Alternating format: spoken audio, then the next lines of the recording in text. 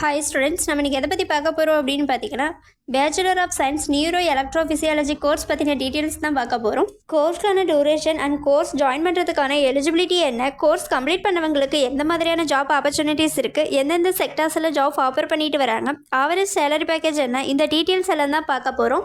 அதுக்கு முன்னாடி தமிழ்நாட்டில் உள்ள எந்த ஒரு ப்ரைவேட் காலேஜஸில் நீங்கள் ஜாயின் பண்ணாலும் ஸ்க்ரீனில் தெரியிற நம்பருக்கு கால் பண்ணி டீட்டெயில்ஸ் தெரிஞ்சுக்கோங்க. வாங்க வீடியோக்குள்ளே போகலாம்.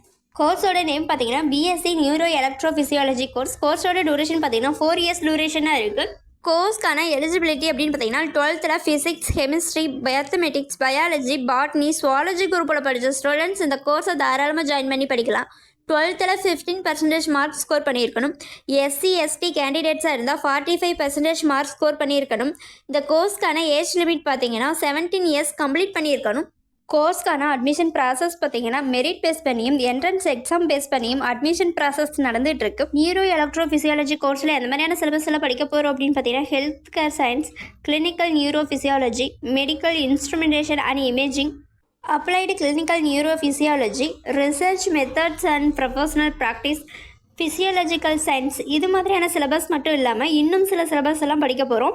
நியூரோ எலக்ட்ரோஃபிசியாலஜி கோர்ஸ் படித்தவங்களுக்கு எந்த மாதிரியான ஜாப் ஆப்பர்ச்சுனிட்டிஸ் இருக்குது அப்படின்னு பார்த்தீங்கன்னா neuro consultant, neuro physicians, neuro pathologist, neuro science researchers, clinical neuro scientist, இது மாதிரியான ஜாப் ஆப்பர்ச்சுனிட்டிஸ் எல்லாமே உங்களுக்கு அவைலபிளாக இருக்குது. அடுத்து கோர்ஸ் கம்ப்ளீட் பண்ணவங்களை ரெக்ரூட் பண்ணுற ரெக்ரூட்டிங்ஸ் கம்பெனிஸ் பார்த்தீங்கன்னா Apollo hospitals, Rainbow hospitals, Marks hospital, Metro hospital, Fortis health care, இது மாதிரியான ஆர்கனைசேஷனில் ஜாப் ரெக்ரூட் பண்ணிட்டு வராங்க. அடுத்து ஆவரேஜ் சேலரி பேக்கேஜ் பார்த்தீங்கன்னா எக்ஸ்பீரியன்ஸை பொறுத்து 4 lakh to 10 lakh பேர் ஆனம் வரை ஏர்ன் பண்ண முடியும்.